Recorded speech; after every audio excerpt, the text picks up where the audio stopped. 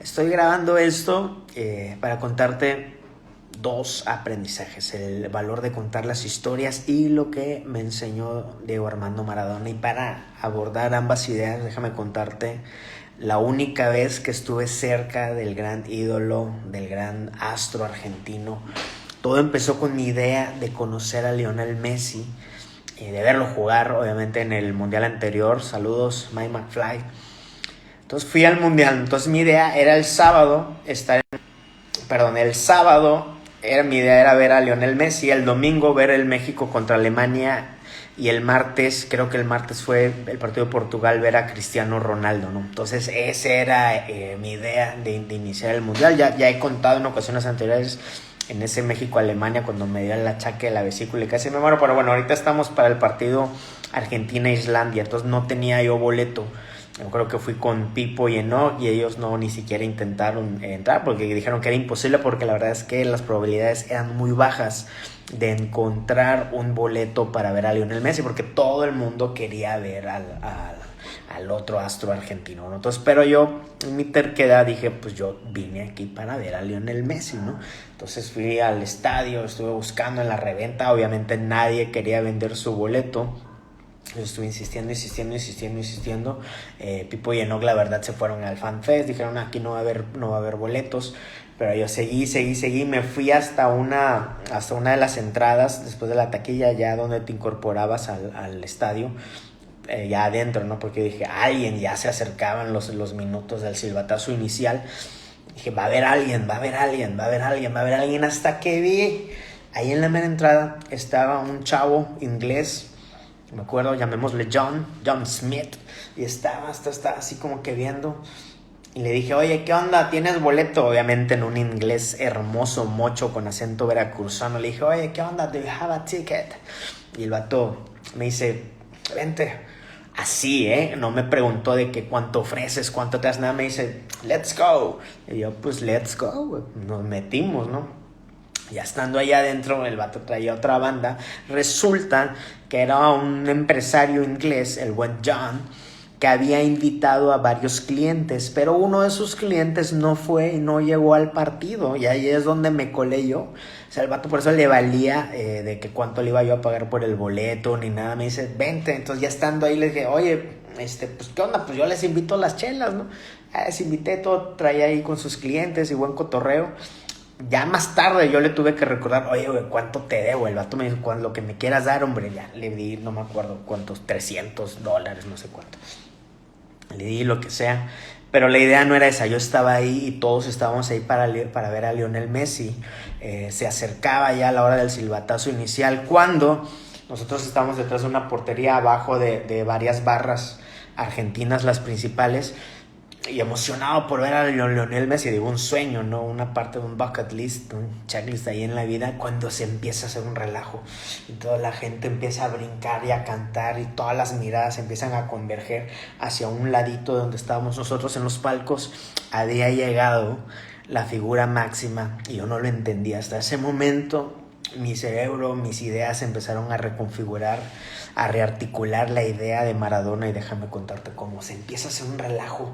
La gente empieza a cantarlos, a hacerlos todos los cánticos, las porras. Estaba llegando Diego Armando Maradona a su palco. El vato llega y empieza a hacer señales. Haz de cuenta que estaba llegando un mesías, haz de cuenta que estaba llegando el papa, un político, un artista.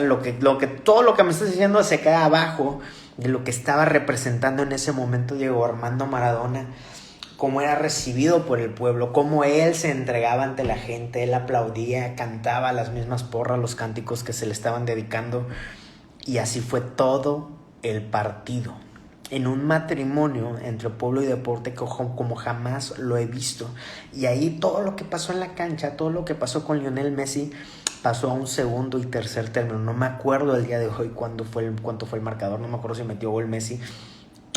A todos se nos olvidó por lo que estábamos ahí, y todas nuestras miradas, nuestra atención se dirigieron a Diego Armando Maradona. ¿Qué pasa?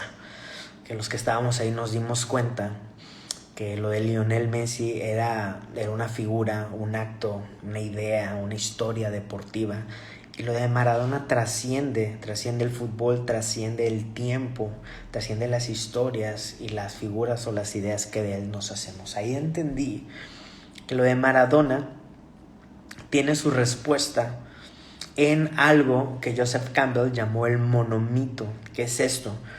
En resumidas cuentas, que esto es un pilar fundamental del tema del storytelling. La idea del monomito es de que todas las historias o los mitos que se han contado a lo largo de muchas civilizaciones y muchos tiempos, todos estos mitos relevantes tienen una estructura fundamental que se parece y es igual a un solo mito, por eso se llama el monomito. Y tiene que ver con un personaje, una figura central que es el héroe. A esto se le conoce como el ciclo del héroe. Y el héroe, entre más parecido sea a nosotros, entre más vulnerable, los gringos, los americanos le llaman el underdog, que es ese héroe que tiene todas las de perder. Normalmente le va mal, normalmente nace o vive en las condiciones menos favorables. Todo lo más parecido a ti y a mí, lo vulnerable, no es el más fuerte, no es el más guapo, no es el más dinerado, lo que sea. Y entonces tiene un sueño y va recorriendo todo esto y va luchando y cada vez se le complica más y cada vez cae y se levanta, cae y se levanta. Todo esto que te estoy contando, todo este ciclo del héroe, todo este mito, encaja muy bien en lo de Maradona, y eso es algo que mucha gente no entiende. Todos los demás, muchos deportistas que vemos, no encajan en esto o no encajan tanto. Por ejemplo, Messi o Cristiano, desde su perfección y su corrección, no tienen estas características fundamentales de generar tanta empatía con nosotros porque los vemos muy lejanos. Por ejemplo, ahora que vimos lo de Michael Jordan, los que no conocíamos tanto o tan a fondo su historia, empatizamos mucho con él al verlo en estados de vulnerabilidad, en estados no tan fáciles, de cómo batalló a nivel personal, a nivel deportivo, a nivel emocional, a nivel físico, como Jordan también cumplió con muchos de estos criterios para empatizar con nosotros, con las personas normales como tú y yo. Y Maradona cumple con eso. Maradona, al ser tan del pueblo, al ser tan imperfecto, empatiza y conecta como nadie en la historia del deporte. Esa es la clave de Diego Armando Maradona. Nosotros en México, guardando las distancias, salva las proporciones, Cuauhtémoc Blanco cumple muchos de estos criterios, a diferencia de un Rafael Márquez, de un Hugo Sánchez, que los ves más lejanos, los ves muy buenos, muy perfectos. Maradona, regresando ya al tema que nos tiene aquí, cumple con todo eso al ser tan imperfecto, al ser tan humano, tan tú y yo, tan claroscuro, con tanto caos, con tantas sombras, con tanta cola que le pisan, porque así somos todos. Así es el ser humano total, en su totalidad. Entonces, cuando yo estaba ahí en el estadio, me empiezan a caer esos 20. ¿Por qué Diego Armando Maradona, después de tantos años de haber sido leyenda, sigue generando esto? Eso era en junio del 2018 en Rusia.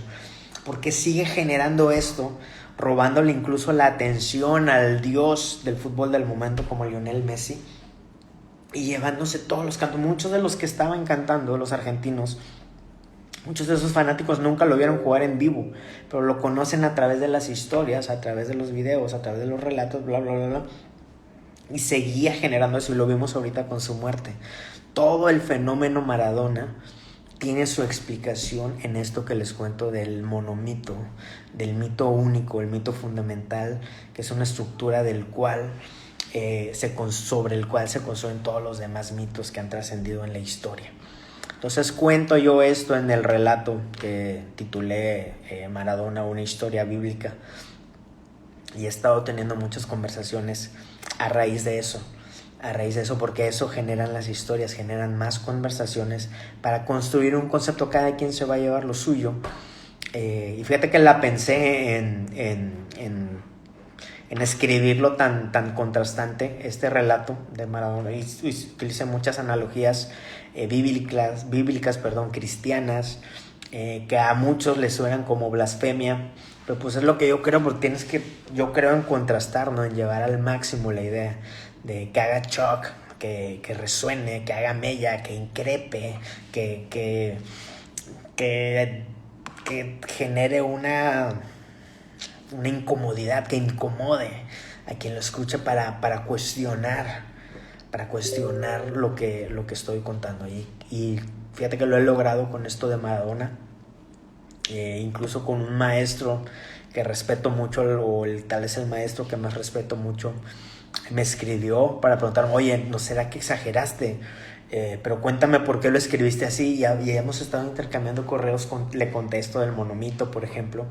Y son conversaciones muy valiosas. Otro amigo me escribió, le mandé la historia y me dijo, oye, gracias por compartir, está muy padre. La compartí con mi papá y me sirvió para reconectar con mi papá, y hemos estado platicando de Maradona y todo. Y ese es el poder cuando lanzas una idea. Ya te conté lo de Maradona y ahorita estamos en la parte del valor de contar tu idea en un formato de historia, en un formato contrastante y que increpe, que incomode, que sacuda, para que se generen más historias. Entonces, ¿qué nos llevamos de esta experiencia? ¿Qué me llevo y qué te comparto? Uno, el valor del storytelling. Eso para mí está arriba de todo, el valor del storytelling. Estudiar este tema de cómo se construye un ciclo del héroe, un mito.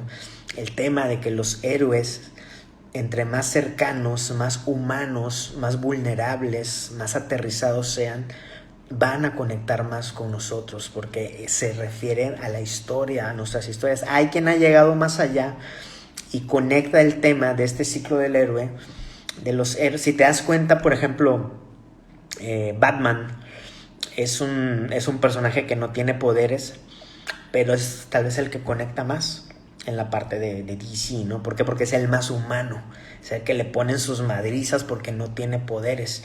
Iron Man es el Avengers, es el que no tiene poderes, es el más humano, es el más inteligente y le pone su madriza, es el que se muere en Endgame. ¿Por qué se muere él? Porque es el más humano, es el único que no tiene poderes. Estoy agarrando ejemplos de películas, pero eso te lo llevas a literatura, te lo llevas a cualquier cosa, y es el valor de conectar con las personas, ¿no? Y luego, como un segundo y gran aprendizaje, el tema de contar las historias, contar lo que creo, lo que crees en una forma contrastante. Y 3, hacer conversaciones para detonar y generar más conversaciones y ya generar más cotorreo que nos permita conectarnos y compartir conocimiento, generar conocimiento colectivo entre todos. Si no has leído esto que te cuento, está el link en mi bio.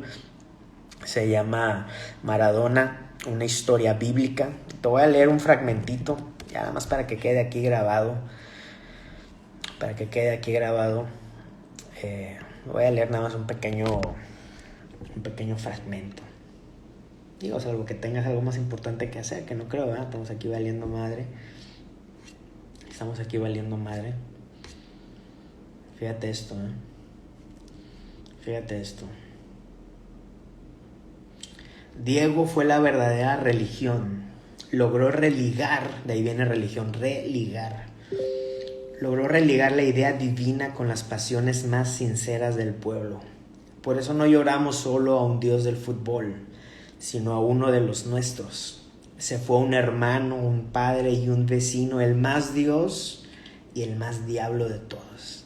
Esa es la parte de Maradona, el humano, y es la parte de nuestras personalidades. Todos tenemos nuestra luz y nuestra sombra. Somos una especie de claroscuro.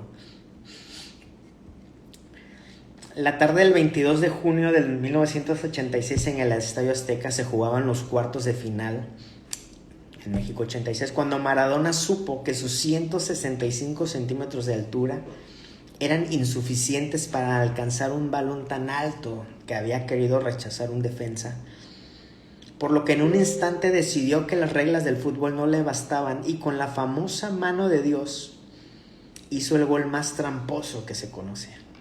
Pocos minutos más tarde, atravesó casi toda la cancha dejando sembrados rivales en el pasto, driblando a cuanto inglés se le atravesó, dejándolos mareados para anotar el gol más hermoso y el más épico de todos los tiempos, de toda la historia del fútbol.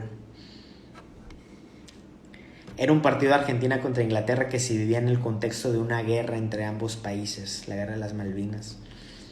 Diego así abría el camino para ser campeón en el mejor mundial de la historia. Y me despido con este último párrafo.